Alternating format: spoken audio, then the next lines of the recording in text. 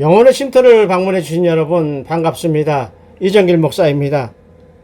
오늘은요, 그때 이스라엘에 왕이 없으므로 사람이 각기 자기의 소견에 옳은 대로 행하였다라고 하는 사사기 21장 25절 말씀을 중심으로 해서 사사기 전체가 우리에게 주시고자 했던 메시지는 무엇이었나 살펴보도록 하겠습니다.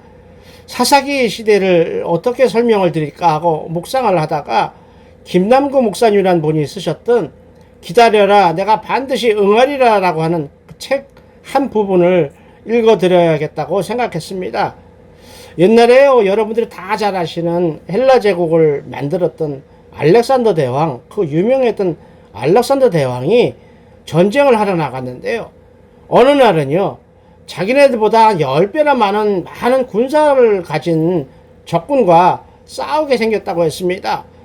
그러자 알렉산더 대왕의 군사들은 두려움으로, 워낙 숫자가 적으니까 두려움으로 크게 위축이 되어서 사기가 떨어졌지요. 그러니까 싸워보나 마나 패할 수밖에 없는 지경에 이르렀다고 했습니다. 그럴 때 알렉산더 대왕은 한 가지 묘안을 생각했습니다. 그래서 그는 군사들을 다 모아놓고는 이 전쟁에 대한 신의 계시를 물어보자. 그들이 믿는 신이겠죠. 또 이 동전을 던져서 이 앞에 앞면이 나오면 승리한다는 신의 계시고 뒷면이 나오게 되면 패한다는 신의 계시니까 싸워볼 필요도 없다라고 말을 했습니다. 그리고는 동전을 던졌는데 앞면이 나왔습니다. 앞면이 뭐죠? 이긴다는 계시였죠. 이것을 본 군사들은 사기가 다시 하늘 찌를 듯이 높아져서 무조건 질 수밖에 없었던 전쟁에서 승리했다는 이야기입니다. 그러자 그 승리의 기쁨에 취한 어떤 장군이 알렉산더 왕을 찾아와서 말을 합니다. 대왕이시여, 운명이란 참 무섭군요. 이렇게 신의 계시가 정확히 맞아 떨어지다니 놀랐습니다. 라고 이야기를 했다고 했지요. 그러자 알렉산더 대왕은 그 장군에게 동전을 보여주는데 그것을 보고 그 장군은 놀랬다고 했지요. 그 동전은요, 앞면 뒷면이 따로따로 있는 것이 아니라 양쪽 다 똑같은 앞면만 있었다는 것이죠. 알렉산더 대왕이 이런 사태가 올 것을 미리 예감을 하고 준비했던 것이겠지요. 그러니 어떤 쪽으로 던져도 앞면만 나오게 돼 있었던 거죠. 군사들의 사기를 높여주려고 신이 함께 한다는 것을 확신을 그들에게 심어주기 위해서 만든 거짓이었지만 세상은요, 이렇게 가끔 사람이 만든 꾀를 써서 만든 것이 통할 때도 있다고 했습니다. 그만큼 인간은 연약하기 때문이겠죠. 그러나 하나님을 믿는 신앙이요, 믿음이요, 신앙생활이요, 이것은 요즘 사람들처럼 자기가 최면을 거는, TV에 보면 마술 같은 거 할 때 최면 걸고 그러잖아요. 또 상담 치료할 때도 최면 치료도 있긴 있지만, 그런 자기가 자기한테 최면을 거는 마인드 컨트롤이라는 것과는 다르다는 것이죠. 그렇게 될 수 없다는 거예요. 신앙은 나는 할 수 있을 거야 라는 긍정적인 생각이라고 어떤 사람들은 막 자유주의신학자들 쓰고 그러지만 자기 생각이나 의지, 신념으로 되는 것이 아니라는 것이죠. 그야말로 믿음은 하나님 주신 선물이라는 말씀입니다. 또 교회에서 좋은 말씀 듣고 또 성경 공부 많이 하고 지식 배우고 교훈을 배우면 될 것이야, 이것도 아니라는 것이죠. 물론 도움은 주겠지만 만약에 그렇게 지식적으로 배워서 얻는 것이 신앙이라고 한다면 우리가 감당할 수 없는 영적인 어려움 앞에는 꼼짝없이 그냥 무너지고 만다는 이야기죠. 따라서 신앙은요, 오직 하나님을 만나야만 가능하다는 것을 우리를 깨닫게 해주십니다. 그래서 신앙은, 성경은요, 우리의 운명이요, 또 우리의 인생의 갈 길이 우리가 생각할 수 있는 우리 손아귀에 있지 않다, 우리가 통제할 수 있는 범위 안에 있지 않다라고 말씀하십니다. 우리의 생각을 뛰어넘어 멀리 있다고 이야기하면서 우리가요, 여러분들이요, 우리 인간들이 하나님을 믿기 전에 어떻게 살았는지 다시 한번 생각을 해봐라 라고 말씀을 하시죠. 우리도요, 지금 예수 안 믿는 사람들과 똑같이 어떻게 하면 자기가 원하는 것을 할 수 있으며 또 자기가 원하는 것을 얻을 수 있을까 하고 다른 사람들을 상대로 잔머리를 굴리고 그렇게 생활했었다라고 말씀을 합니다. 이것이 어쩔 수 없는 인간의 본래 모습이라는 것이죠. 그러나 그러한 연약한 인간도 하나님을 만나게 되면서 신앙이 생기게 되면, 믿음을 선물로 받아서 신앙생활을 올바로 하게 되면 달라진다고 했습니다. 사람이 변화된다고 했습니다. 하나님을 알게 되면요, 그때부터 진심이라는 것이 나오죠. 거짓이 아니라, 잔머리가 아니라 진심이라는 것이 나오게 돼서 상대방을 배려하는 마음, 선한 마음이 생겨난다고 했습니다. 왜냐하면요, 신앙생활을 해서 하나님을 만나고 보니까 모든 일이 인간의 의지로 되는 것이 아니라, 물론 열심히 하는 거하고 의지하고 다르지요. 열심히는 해야 되겠죠. 그러나 모든 일이 하나님이 오케이, 하나님이 원하시면 되는 것이고, 하나님이 안 되게 하시면 안 될 수밖에 없다는 것을 깨닫기 때문이라고 말합니다.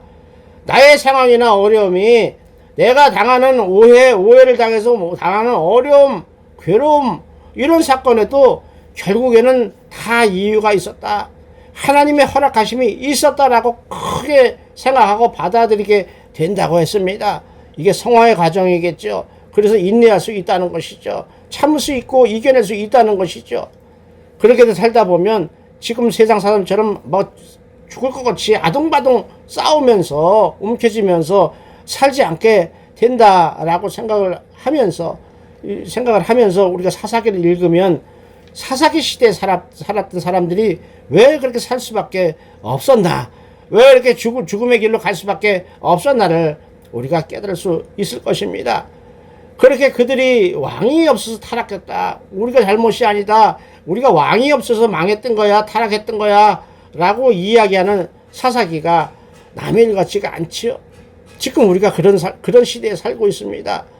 따라서 오늘은요, 하나님께 선택받아서 선민이 됐고, 또 인간 역사에서는 찾아볼 수 없는 10대 재앙이라는 하나님의 기적을 경험하고, 홍해바다를 걸어서 건너고, 40년 동안 하늘에서 내려주시는 만나를 먹고, 생수를 갈라서 솟구치는 생수를 먹고 살다가 드디어 적과 꿀이 흐르는 약속의 땅, 하나님께서 약속하셨던 약속의 땅 가나안 땅에 들어가서 행복하게 살았습니다.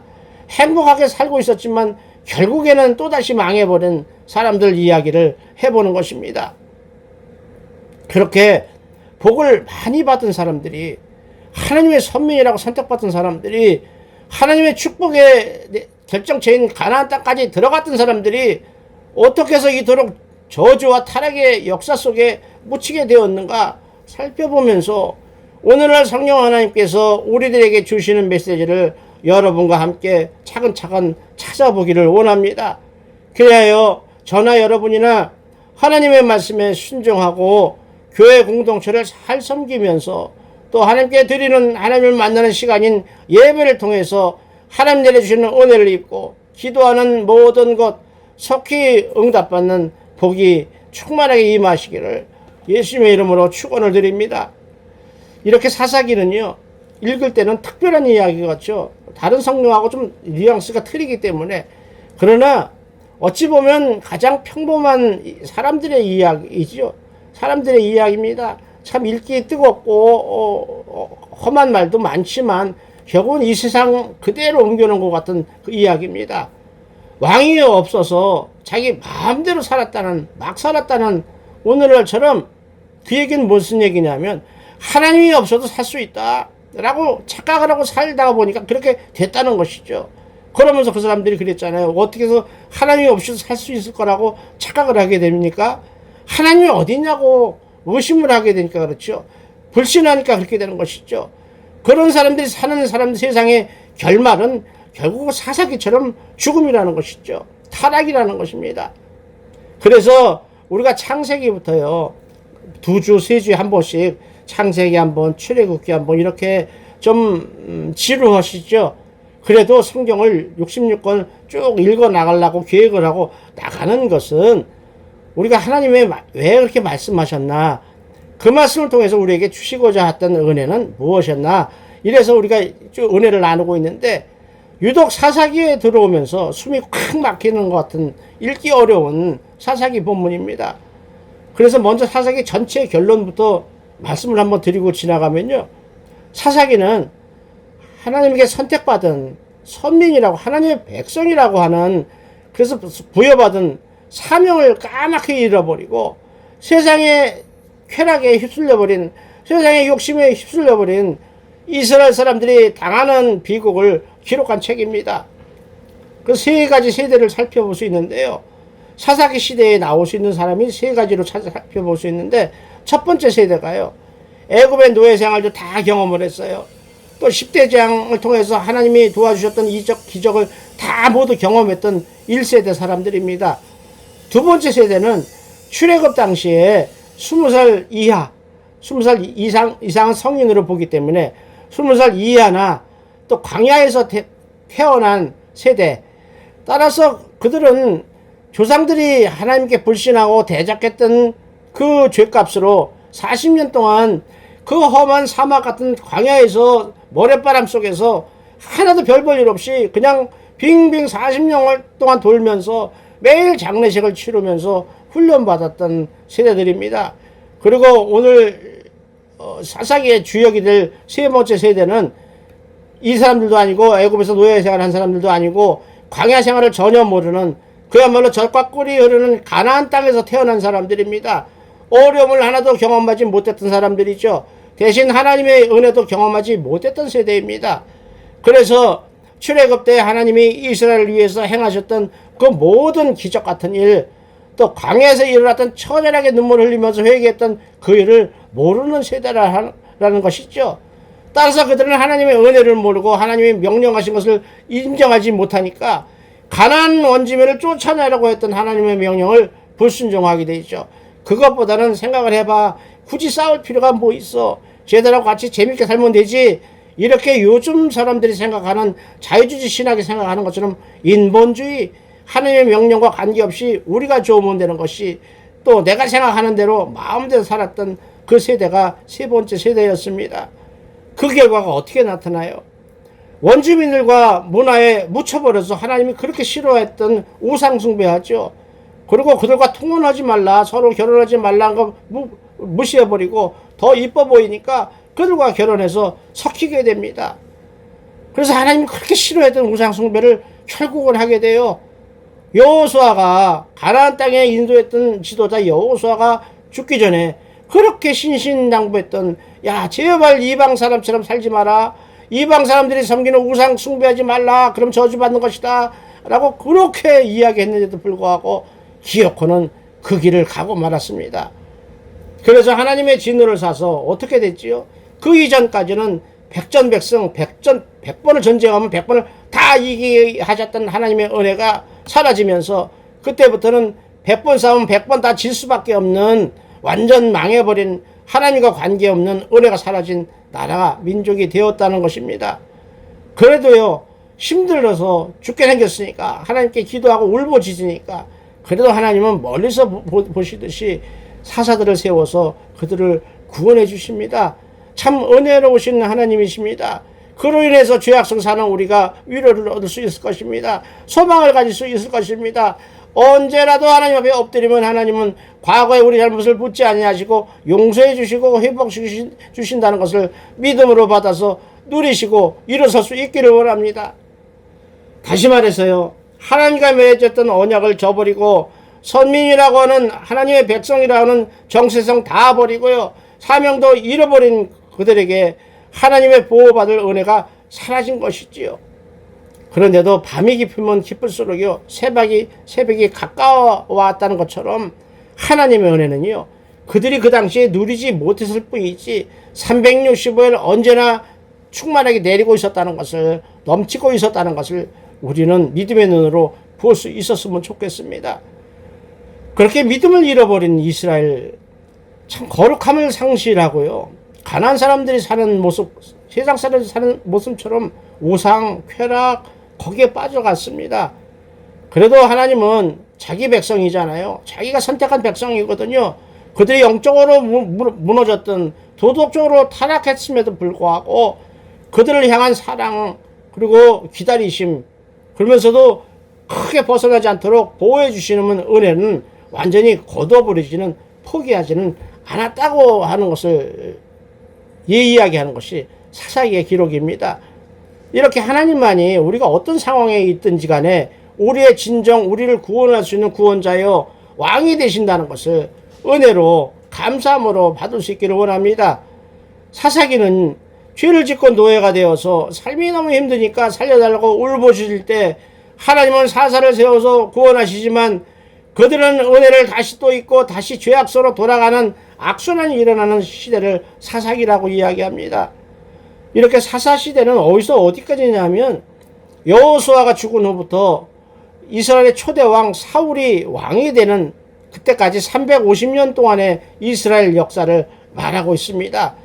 그러나 이 사사기에 다 담지 못한 이야기가 있는데 그건 사무엘 선지자 이야기는 사무엘서 상에 따로 기록이 되어 있다는 것을 우리가 깨닫고 사사기에만 사사시대 기록이 있는 거야 라고 생각하지 않았으면 좋겠습니다. 이런 사사기를 오늘 사사기 본문은 왕이 없던 시대라고 말을 하지요. 엄밀히 따지면 왕이 없었던 시대는요, 그 인간이 말한 거예요. 은혜는 항상 내리고 있는데 하나님의 은혜가 없는 시대라고 이야기하지 않고 왕이 없는 시대라고 이야기하는 건 뭐냐면 사람들이 하나님을 믿지 않고 다른 이방들처럼 왕이 없어서 우리가 이렇게 못 살게 되는 거야. 왕이 없기 때문에 우리가 타락한 거야. 이렇게 생각하던 시대였다는 것이죠. 그러나 사사기 바로 전이요. 여호수아가 살아있을 때 또 그전에 모세가 살아있을 때도 마찬가지죠. 그때는 왕이라는 것이 없었죠. 지도자만 있었죠. 그럼에도 불구하고 하나님의 은혜가 얼마나 충만하게 임했습니까? 얼마나 넘쳐났습니까? 얼마나 비전이 보이고 소망이 보였습니까? 그렇게 사사기를 보면서 그 이전에 있었던 여호수아 시대를 또 대비하면서 우리가 어떻게 살아야 될 것인가, 어떻게 살아야 하나님이 기뻐하시는 삶으로 축복받는 삶이 될 것인가를 배웠으면 좋겠습니다. 이제 사사기를 차분하게 정리를 한번 해봅니다. 이스라엘 백성들은요, 아까도 이야기했지만 젖과 꿀이 흐르는 약속의 땅에 드디어는 들어갔습니다. 하나님의 언약을 믿고 모세를 따라서 애굽에서 나오고 광야에서 38년 동안 고생을 했지만 그래도 여호수아를 따라서 드디어 가나안 땅에 들어가서 살게 된 것입니다. 그러나 이스라엘은 하나님의 백성으로 거룩한 삶을 살기는커녕 하나님께서 걱정하시고 여호수아가 걱정했던 그대로 이방 문화와 죄악에 물들어갔습니다. 그리고는 자기들이 타락한 모습을 변명하기를 우리가 잘못한 것이 아니라 왕이 없어서 그렇게 된 거야 라고 변명하면서 자기 마음대로 살다가 보니까 결과가 어떻게 나타납니까? 이방 나라들, 근처에 있는 나라들이 계속 공격해와서 뺏어가고 죽이고 이러한 고통을 당하는 시대가 시작되는 것이죠. 그때서 힘들어서 부르짖으니까 사사를 세워서 구원하시고 겨우겨우 목숨만 이어가는 시대가 바로 사사기의 배경입니다. 어떻게 선민이라고 했던, 하나님이 선택받았다고 했던, 그래서 축복받은 가나안 땅에 들어갔다고 했던 그들이 이런 고생을 하게 될까요? 그걸 한번 보시죠. 누가 괴롭혔는지 한번 잘 보세요. 야곱의 외삼촌 누굽니까? 믿음의 조상 야곱의 외삼촌 이삭의 엄마 리브가의 고향이지요. 메소포타미아가 8년 동안 괴롭혔습니다. 또 아브라함의 조카 롯의 두 딸이 낳은 죄악 중에 나온 암몬 족속이 18년 동안 괴롭혔습니다. 또 하나 모압 족속이 18년 동안 괴롭혔습니다. 블레셋이라는 족속은 40년 동안 괴롭혔습니다. 또 아브라함의 후처 그두라를 통해서 나온 자손들인 미디안이라는 족속들이 7년 동안 이스라엘을 괴롭혔습니다. 남도 아니죠. 어떻게 보면 집안이죠. 어떻게 이러한 처참한 일이 벌어졌을까요? 그것도 가나안 땅에 들어간 지 한 세대도 지나지 않았는데 벌써 이런 일이 벌어질까요? 우리는 잘못 생각하면요, 하나님의 축복이 이렇게 짧게 끝날 수 있을까? 이것이 과연 하나님의 축복일까? 하나님의 보호하심일까? 의심하는 사람들이 있는데 우리가 조심해야 될 부분입니다. 왜 이런 일이 일어나는지 우리가 깨달아야 한다는 것입니다. 어려운 일이 왜 생겨나는지를 깨달아야 한다는 것입니다. 이런 일은 한 세대도 지나지 않았는데 벌써 하나님의 약속을 잊어버렸어요. 하나님의 약속 중에 가장 중요한 게 뭐죠? 전에 십계명을 제가 말씀드릴 때 십계명은 어차피 우리가 지킬 수 없는 거라고 이야기했죠. 하나님도 거기서 한 가지만을 요구하셨어요. 사실상 뭐죠? 우상숭배. 나 외에 다른 신을 내게 두지 말라. 그거 하나 요구하신 거죠. 그런데 이들은 그것을 어겼어요. 가나안 땅에 들어가서 그들과 같이 섞여서 살면서 우상을 섬겼다는 것이죠. 그 우상 섬긴 것을 하나님이 뭐라 그러셨어요? 신명기에서 복과 저주를 선포하시면서 하나님이 우리에게 주셨던 이 자유의지, 그걸 존중해서 너희가 선택하라. 여기가 두 가지를 놓을 테니까 너희가 선택하라라고 말씀하셨어요. 따라서 하나님의 말씀에 순종하면서 살면 생명과 복이 있을 것이요, 순종하지 않으면 사망과 저주가 있을 것이니 너희가 어떤 것을 가질래? 이렇게 말씀하신 것이 신명기 30장 15절로 20절에 기록이 되어 있고 선포한 기록이 있기 때문에 그렇게 일을 당하는 것입니다.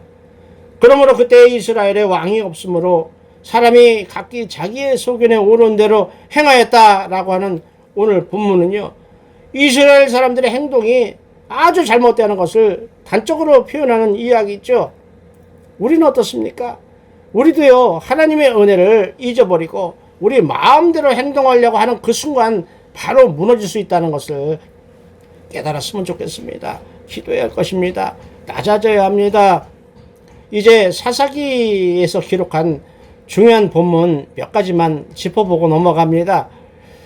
사사기 2장 3절로 4절을 보면요, 이런 말씀이 기록되어 있어요. 내가 또 말하기를 내가 그들을 너희 앞에서 쫓아내지 아니한다. 무슨 얘기죠? 과거엔 다 지켜주셨어요. 외부에서 이방인들이 쳐들어오게 되면 다 막아주셨어요. 백전백승하게. 이제는 쫓아내지 않겠다, 간섭하지 않겠다, 이렇게 말씀하셔요. 그렇게 어떻게 된다 그래요? 그들이 너희 옆구리에 가시가 될 것이다. 그들이 너에 들어서 옆구리를 찔릴 것이다 하는 얘기죠. 그래도 안 막아줄 거다 하는 얘기예요. 그들의 신들이 너에게 올무가 되리라. 너희들이 믿었던 그 우상들이 너에게 이런 저주를 당할 수밖에 없는 올무로 너희를 묶을 것이다 라는 말씀이 있지요. 이렇게 여호와의 사자가 내려와서 이스라엘 백성들에게 이렇게 선포를 하니까 그때서야 백성들이 겁에 질려서 소리를 높여서 울었다고 했습니다. 진작에 순종했어야죠. 진작에 어느 정도까지 했어야죠. 그렇게 일 닥치고 나서 죽게 생겼다고 운다고 이제 해결될 일이 아니라는 말씀이에요. 우리가 여기서 이 말씀에서 배워야 할 게 뭐죠? 인간이라 실수할 수는 있어요. 잘못할 수도 있어요. 잘못 생각할 수도 있어요. 그러나 회개해야 한다는 것이죠. 엎드려야 한다는 것이죠. 계속 그 길로 뻗팅겨서 가면 안 된다는 것이죠. 사사기 2장 10절로 11절을 보면요, 그 세대의 사람도 다 그 조상에게로 돌아갔고 그 후에 일어난 다른 세대는 여호와를 알지 못하며 라고 얘기를 해요. 무슨 얘기예요? 여호수아와 같이 있었던 그 장로들이 다 죽거나 하나님께 가고 나서는 나머지 이스라엘 백성들이 하나님을 알지 못하더라.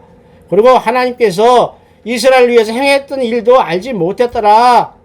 따라서 이스라엘 자손이 하나님 앞에 악을 행해서 하나님이 가장 싫어하는 우상, 그 땅에 있는 바알들, 아세라 목상을 섬기었다라고 기록하고 있습니다.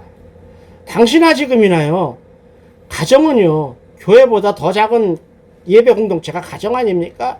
가정은 참 교육의 현장이에요.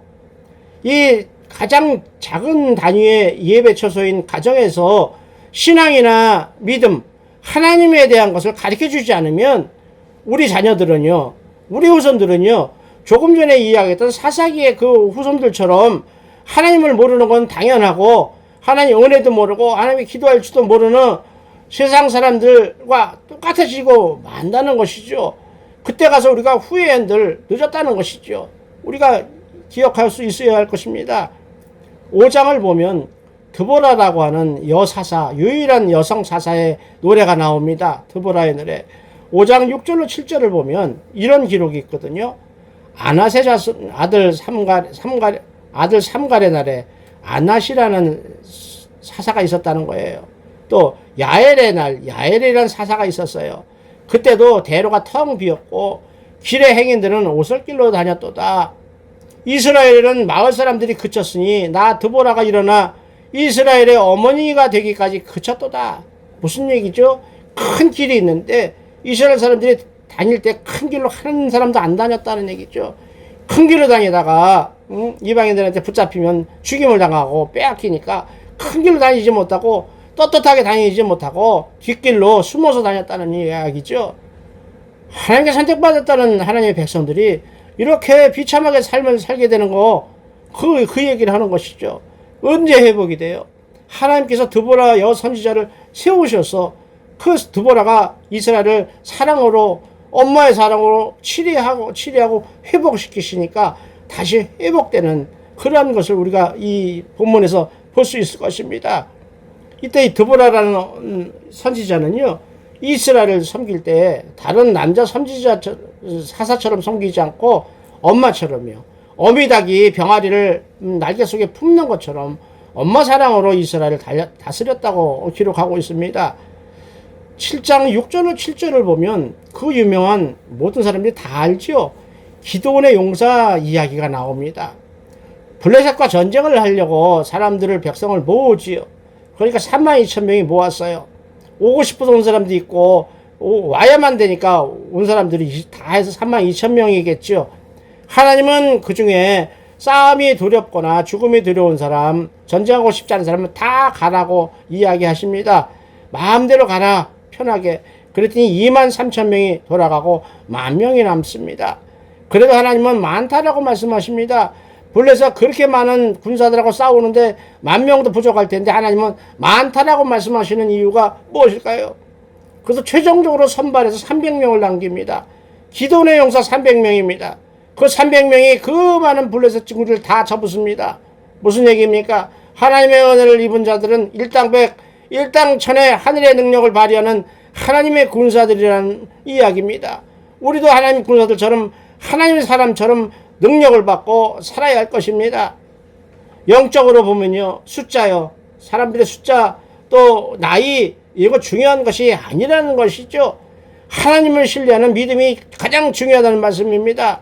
하나님의 일은요, 인간의 열심으로 하는 것이 아니라고 말씀하시는 것입니다. 하나님이 위임하신 하늘의 능력으로 하는 것임을 우리에게 깨닫게 하시는 이 이야기가 기드온의 300용사 이야기입니다. 우리가 깨달을 수 있고 붙들 수 있기를 원합니다. 11장 34절로 40절을 보면요, 입다라고 하는 사사가 잘못한 서원 이야기가 나와요. 참으로 여러 가지로 신학적으로 해석하기가 난해한 거지만 우리가 레위기라는 것으로 자세히 해석을 해서 관점으로 보게 되면, 입다라는 사사는요, 그 엄마가 이방인 여자였었죠. 그리고 원래 사사가 될 수 없는 일이었지만 이스라엘 장로들이 하도 전쟁에 다급해지니까 입다를 불러다 자기네 지도자가 되달라고 사정을 해서 할 수 없이 올라간 사사가 입다가 되는 것입니다. 따라서 전쟁에 대한 두려움, 죽을 수밖에 없다는 것의 두려움 때문에 하나님께 자기 멋대로 나온 대로 그냥 서원을 했습니다. 참 기도하고요, 기도해서 준비해서 하나님께 약속을 해야 된다는 것이죠. 서원은, 약속은 사람과 사람끼리의 약속이지만 서원은요, 우리가 하나님하고 약속하는 거거든요. 그거 조심해야 한다는 것이에요. 그 잘못된 약속으로 인해서 이야기를 하면 너무 길어지니까요. 그 잘못된 약속으로 해서 하나뿐이 없는 무남동료, 아들도 없이 딸 하나 달랑 있는 그 딸이 죽었어요. 죽을 수밖에 없었어요. 제가 늘 이 본문 가지고 오배 목사님들한테 설교할 때 그런 말씀을 드려요. 그렇게 공부를 해야 된다고, 성경을 읽어야 된다고, 레위기가 재미없고 졸음이 와도 레위기를 읽어야 된다고. 만약에 이 서원을 모르는 법을 아는 부하들이 입다 옆에 있었다면 하나뿐이 없는 딸을 죽이지 않아도 됐을 것이다. 안타까운 일이다. 이렇게 이야기를 했거든요. 그래서 하나님은 연약한 인간들이 실수하고 부족한 것을 알기 때문에 그렇게 나올 것을 미리 아시고요. 레위기 27장 레위기 끝에 가서 1절로 8절에 보면 우리들이 잘못할 수 있는 서원을 잘못했어요. 그럼 어떻게 해요? 물러야 되잖아요. 그 물을 수 있는 제사법을 이미 만들어 두셨어요. 또 전도서 5장 5절로 6절을 봐도요, 서원을 갚지 않을 바에 서원을 하지 말라. 서원을 해놓고 갚지 못할 것 같으면 서원을 하지도 말라라고 말씀하세요. 그러고 나서 서원을 이양했으면 모르고 내가 실수를 한 거야 라고 말하지 말라. 갚아라. 이렇게 말씀하셔요. 이러한 전도서 말씀은요, 하나님께 우리가 서원하기 전에 신중하게 생각해서 해야 된다라고 강조하는 말씀이지, 서원했어? 그러면 죽어도 해야 돼? 이렇게까지 하나님이 요구하신 건 아니라는 것을 우리가 알았으면 좋겠습니다. 17장을 보면 참 안타까운 이야기가 나오죠. 월급장이를 전란한 제사장 이야기가 나와요. 미가란 사람이 돈으로 제사장을 고용합니다. 자기를 위해서, 자기 축복을 위해서 기도하라. 이렇게 제사장을 고용한 목적을 하나님께 예배하는 것이 아니라 그러한 것으로 제사장을 고용합니다. 오늘날 교회의 목회자들을 떠올리게 하는 기록입니다. 그때 왕이 없으므로라고 하는 이 변명스러운 이 이야기는 사사기 17장에서 19장까지 3번이나 언급이 됩니다. 이 말씀은 뭐예요? 의지할 곳이 없는 영적 공허, 이것을 의미하는 말이에요. 사람들이 어디에 의지할 곳이 없다는 것이죠. 이쪽 저쪽 사고가 생기고 전쟁이 터지고 사람들이 죽임을 당할 때 뭘 두려움 속에서 헤어날 수 없기 때문에 어떻게 할까? 그렇다고 지금 교회처럼 예배 드릴 수 있는 곳이 있는 것도 아니고 제사 드릴 때도 있는 것도 아니고, 그러다 보니까 제사장을 고용해야겠구나, 그래서 날 위해서 기도하라고 해야 되겠구나 라고 제사장을 고용했다는 이야기가 사사기 17장에 나오는 것이죠. 이 말씀은 뭐죠? 하나님을 예배하는 제사장의 본래 임무처럼 하나님께 예배하는 것이 아니라 하나님을 말로만 있는 형식적으로 하는 형식주의, 가식적으로 믿는 척하는 신앙의 모습을 그 당시 사람들은 했었다는 것을 우리에게 보여주는 것입니다. 제가 늘 말씀드리지만요, 우리가 조심해야 될 것이 이거예요. 바리새인들처럼 성경 달달달달 외운다고 하는 율법주의에 빠지면 안 된다는 것입니다. 그 성경 말씀이 주고자 했던 그 마음을 이해해야지 문자적으로 묶여서는 안 된다는 이야기죠. 또 하나는 사도개인처럼 기복주의, 복을 구하는 기복주의에 빠지면 안 된다는 것입니다. 하나님의 구원의 은혜에 감사해서 하나님께 예배하는 것이지 복을 받기 위해서 하나님을 믿는 척해서는 안 된다는 것이죠. 또한 요즘 교회처럼 형식주의에서 벗어나야만이, 형식적으로 드리는 예배에서 벗어나야만이 진정으로 하나님을 만나려고 하는 그 마음으로 하나님을 예배를 드려야만이 예수님을 만날 수 있고 기도가 응답될 수 있고 은혜가 임한다는 것을 이번 기회에 다시 한번 깨달았으면 좋겠습니다. 오늘 본문인 21장 25절은 사실상 사사기의 결론이죠. 전체의 결론이에요. 그때 이스라엘에 왕이 없었으므로 사람이 각기 자기 소견에 옳은 대로 행했다라고 하는 말은 이미 그들에게 하나님은 없었다는 거예요. 신앙이 없었다는 거예요. 아무 소망이 없었다는 것이죠. 하나님의 선민이었지만 소망 없는 불신자처럼 똑같이 살았다는 이야기죠. 하나님이 없으면 편하고 자유로울 것 같아서 왕을 세워달라, 왕이 없어서 그래 다 하라고 막 나중에 따지고 그러지만 결국은 하나님을 버리고 인본주의에 하나님을 지도자로 하나님을 세우지 않고 인간을 갖다가 하나님처럼 지도자로 세워서 살다 보면 곧 사탄의 어둠에 휩싸이고 만다는 것을 우리는 사사기의 기록을 통해서 깨달아 할 수 있기를 원합니다. 우리가 하나님으로 섬기고 예배하지 아니하고 단순히 형식주의로 섬기다 보면 우리도 곧 사사기의 그 길로 빠질 수밖에 없게 될 것입니다. 따라서 우리가 살만하면요, 하나님의 은혜 입어서요, 회개해서 과거에 죄사함 받고 이제 구원받고 하나님의 백성을 살만하면 잘해야 돼요. 잘해야 되는데 사람들이 가끔 가다가 똑똑한 척을 하게 되죠. 하나님 앞에서 똑똑한 척 하게 돼요. 아무리 똑똑한 척 해봤자 사람은 흙덩어리로 만든 피조물에 신하지 않는다는 것이죠. 결국은 지혜는 하나님의 말씀에서 나온다는 것이죠. 그래서 하나님의 일을 떠나서 말씀을 가까이 하지 않고 말씀을 멀리하고 무시하게 되면 죄의 유혹, 또 죄의 노예가 돼서 죽을 수밖에 없는 그 길로, 고생하는 길로 들어갈 수밖에 없는 것을 사사기는 우리에게 이야기하고 있습니다. 그런데 사사기가 어떻게 해서 전체 이스라엘 백성 전체가 다 노예가 되었을까요? 노예 같은 삶을 살게 되었을까요? 그러다 보니 여호수아서 사사기 앞에 있는 여호수아의 끝에서 이야기를 해주고 있습니다. 참 답답하죠?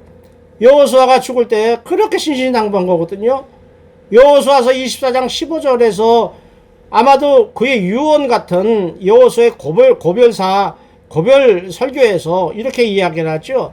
만일 너희들이 하나님 섬기기는 게 좋지 않게 생각되건 하기 싫으면 그냥 너희들 맘대로 아무리 족속의 신을 섬기든지 한다고 지금 얘기를 해라. 내 앞에서 솔직하게 이야기를 해라.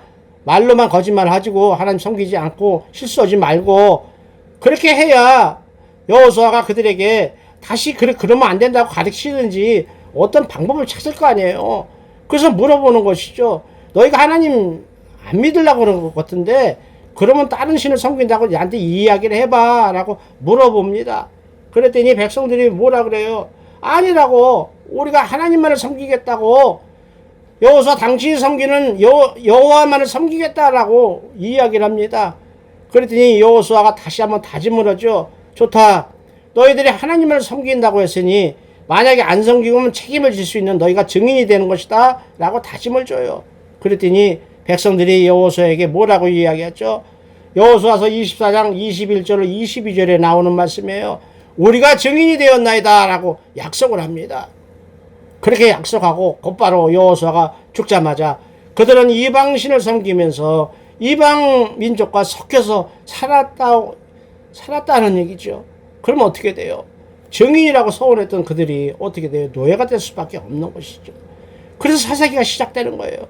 사사기 시작이 무슨 잘못으로 이 노예가 됐을까? 이 답을 풀어주는 것이 사사기 바로 앞에 여호수아 마지막 또 사사기 2장 처음에 나온 아까 말씀드린 하나님의 천사가 내려와서 너희들을 전혀 도와주지 않겠다, 막아주지 않겠다라고 했던 그 이야기의 시작이 노예의 시작입니다.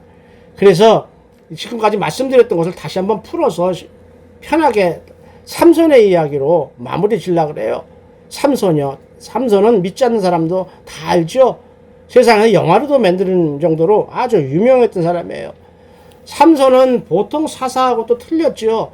나시린이라고 태어날 때부터 그 부모가 기도해서 하나님께 은혜를 입어서 날 때부터 나시린으로 태어났던 아들이었었어요.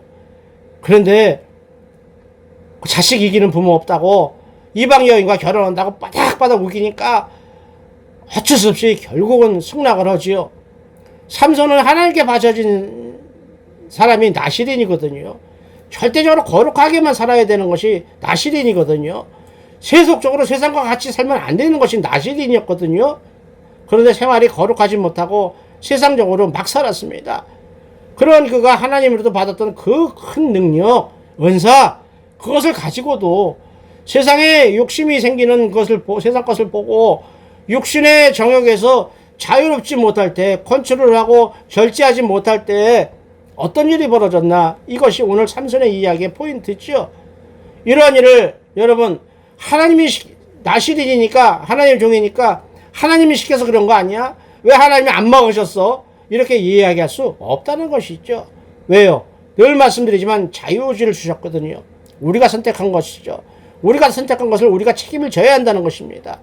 물론 하나님의 은혜는 있으세요. 그래서 기도해야 되는 것이죠. 삼손이요, 그렇게 큰 힘을 받은 하나님의 특별한 사람으로 은혜를 입고 은사를 받았음에도 불구하고 이방 여인의 품에 녹아서 하나님이 주셨던 그 비밀, 말해서는 안 될 그 비밀을 누설하고 결국엔 이방인들한테 붙잡혀갖고 머리카락이 다 잘리죠. 능력이 없어지게. 그러고 나서 이방신 그들의 우상 앞에 무릎 꿇리고요. 눈알이 2개 다 뽑혀갖고 앞이 안 보는 저주받는 눈알이 뽑혀버리는, 그리고 조롱당하고 많은 사람들이 낄낄거리고 웃는 데서 하나님의 종이라는 사람이 나시로 태어났던 삼손이 방아들린 소처럼요, 음매하는 소처럼요, 짐승 같은 꼬라지가 되고 말았다는 이야기예요. 그래서 나중에 삼손은 하나님께 잘못했다고 회개하면서 많은 이방인들과 함께 죽지요. 근데 죽는 게 중요한 게 아니라는 얘기예요. 우리가 이 사사기를 보면서 깨닫는 게 뭐예요? 죄를 질 수밖에 없어요. 그러나 죄가 너무 지나치다 싶으면 엎드려야 한다는 것입니다. 회개해야 한다는 것이죠. 하나님은 성령 해방죄 말고는 어떤 것이든 다 회개하면 용서해 주신다고 약속을 하셨거든요. 엎드려야 할 줄로 믿습니다. 그런데 순간순간 인간의 본능을 절제하지 못함으로 인해서 하나님이 주신 축복을 저주로, 삼손처럼 저주로 바꿔서 무너지는 사람들이 지금도 얼마나 많은지 모릅니다. 왜 그렇죠? 입다가 레위 하나님의 약속을 몰라서 딸을 죽일 수밖에 없었던 것처럼 하나님께 회개하며 용서한다는 것을 깨닫지 못하고 그냥 죽음의 길로 갈 수밖에 없는 오늘날 사람들, 우리가 깨달을 수 있기를 원합니다. 그래서 우리가 전도해야 하는 것입니다. 예수 그리스도의 십자가와 복음을 우리가 안 믿는 사람들에게 증거해야 되는 이유가 그겁니다. 이방 사람들이, 세상 사람들이 뭐라고 하겠습니까? 나같이 죄인을 많이 진 사람이 무슨 수로 구원을 받겠는가? 나는 안 될 것이다 라고 단념하고 체념한 사람들에게 예수 그리스도의 십자가와 보혈의 은혜를 잊게 되면 구원받는다는 것을 우리가 증인으로 살아야 할 것입니다. 결국에 이 세상 모든 것이 많지요. 살아가면서 있어야 할 거, 뭐 원해야 할 거, 추구해야 할 거 많지만 결국 하나로 정리한다면 영원한 하나님 나라에 들어가는 것이 인생 살아가는 목적입니다. 또 하나님이 우리와 함께 하실 때, 우리가 하나님께 예배하고 하나님의 말씀대로 살려고 몸부림칠 때, 하나님이 우리에게 은혜 주셔서 함께 하실 때 우리는 기뻐서 감사함으로 찬양을 부르게 되는 삶을 살게 될 것입니다. 그런데요, 요즘이 어떤 현상이 나타나죠? 늘 이번 주 몇 주에 걸쳐서 말씀드리지만 참 우리가 안타까워요. 신앙의 갈증을 느낀다는 것이 바로 이거죠. 사람들이 구원이 아니라 예수를 믿는 목적이요, 구원받는 것이 아니라 복을 받는 것이라는 거예요. 언제부터 이렇게 바뀌었어요? 예수 믿는 것이요, 교회 나가는 것이요, 구원받기 위해서 나가는 것이 아니라 복받기 위해서 나간대요. 병 낫기 위해서 나간대요. 그건 아니지요. 복도 받아야죠. 병도 나야죠. 그러나 그것보다 우선되는 것이 뭐예요? 하늘 백성이 되는 거예요. 하늘 백성이 되는 게 뭐죠? 회개해서 죄사함 받아서 구원에 이른 사람들이 하늘 백성이거든요. 그 하늘 백성이 되어야만이 하늘 주시는 은혜를 입어서 어떤 것도 병도 낫고 모든 어려움도 해소된다는 것을, 영적 진리를 다시 한번 깨달았으면 좋겠습니다. 많은 교회들이, 목사님들이 그렇게 가르쳤어요. 우상 점쟁이 모양 무당처럼 복받아라, 복받아라, 축복받아라, 구원받아야 됩니다라고 얘기하지 않고 복복복 이야기하다 보니까 많은 성도님들이 무슨 생각을 해요? 아, 이제 나는 먹고 살만하니까, 옛날에는 없어서 교회 나갔지만 이제는 먹고 살만하니까 집도 있고 자가양도 있고 자식들도 있고 먹고 살만하니까 몸도 튼튼하고 교회 안 나가도 되잖아, 이렇게 생각을 하게 된다는 것이죠. 복음이 필요 없잖아, 이런 생각을 하는 것이죠. 내가 아쉬울 때 나가는 거 아니야? 이렇게 착각하고 있다는 것이죠. 그것을 고쳐야 된다는 것이죠. 여러분, 회개해야 합니다. 바뀌어야 합니다. 하나님이 어떤 분이신가? 예수 그리스도께서 이 땅에 오셔서 그 험한 십자가를 지시고 3시간 동안 물 한 방울 피 한 방울 남기지 않고 다 쏟을 때까지 인내하시고 우리를 위해서 대신 죽으신 그 아가페 사랑이 무엇 때문에 일어났는지 그것을 깨닫는 것이 신앙생활이고 믿음인 줄로, 믿어야 할 줄로 믿습니다. 따라서요, 우리는 혼자 신앙생활을 할 수도 있어요. 뭐 코로나 때 많은, 참 희한하죠. 어떤 목사님도 그런 얘기 했지만 저도 거기에 공감을 해요. 뭐 주일 성수 안 하면 벼락 맞을 것처럼 그렇게 떠들더니 코로나 와갖고 집회 못하게 하니까 뭐라고 말들을 바꿔요? 영상을 통해서라도 예배드려도 된다고 이야기를 했지요. 그렇게 바뀌면 안 되죠. 어쩔 수 없었지만 말을 그렇게 바꾸면 안 된다는 얘기죠. 하나님의 백성은 교회 나가서 하나님의 예배 시간에 예배를 드려야 한다고 얘기를 해야 할 것입니다. 그래서 코로나 시대 때 이야기한 거 그 말 듣고 지금 많은 성도들이 교회 안 나가지 않습니까? 영상 예배로 대체하고 있지 않습니까? 뭐예요? 말 잘못해서 그렇게 된 것이죠. 그렇게 혼자 신앙생활을 할 수도 있다고 착각할 수 있어요. 그럼에도 하나님은 교회 안으로 성도들을 모으십니다. 자기 백성들을. 왜요? 자기가 세운 주의 종들을 시켜서 그들을 섬기고 양육하고 신앙을 지도하고 도와주게, 기도해서 살리기 위해서입니다. 하나님의 거룩한 백성으로 양육하기 위해서, 세우시기 위해서 교회로 모여서 우리들을 시켜서, 주의 종들을 시켜서 양육하게, 섬기게 하신 것입니다. 그렇지 않으면요, 내 멋대로 하나님께 예배드리고 내 멋대로 살다가 보면 오늘 사사기의 본문처럼요, 그때 왕이 없으므로 자기 좋은 대로 자기 멋대로 행하였다라는 사사기 오늘 본문처럼 사사기 읽어보면요, 눈이 뜨거워서 읽지도 못하지요. 누가 볼까봐 겁나서 읽지를 못할 정도로 아주 더러운 추악한 죄악이 넘치던 그 사사기 시대, 소돔과 고모라의 그보다 더한 세상을 우리 후손들이 만나게 될 것입니다. 우리는요, 하나님과 함께함으로 하나님이 원하시는 세상을 만들어가야 할 줄로 믿습니다. 그래서 우리가 섬기는 영혼의 쉼터요, 이 영혼의 쉼터가 하나의 모델에 대해서 구원의 방주가 되기를 우리는 기도하고 있습니다. 하나님이여, 은혜의 본종이 간구합니다. 영혼의 쉼터에서 만나는 생명의 말씀이요, 또 하늘을 위해서 눈물로 기도하는 기도요, 또 우리 영혼을 깨우는 시편 말씀 설교를 듣는 모든 이들에게요, 모든 하나님의 택정받은 백성들에게요, 기쁨과 은혜가 넘치게 축복하여 주시기를 원합니다.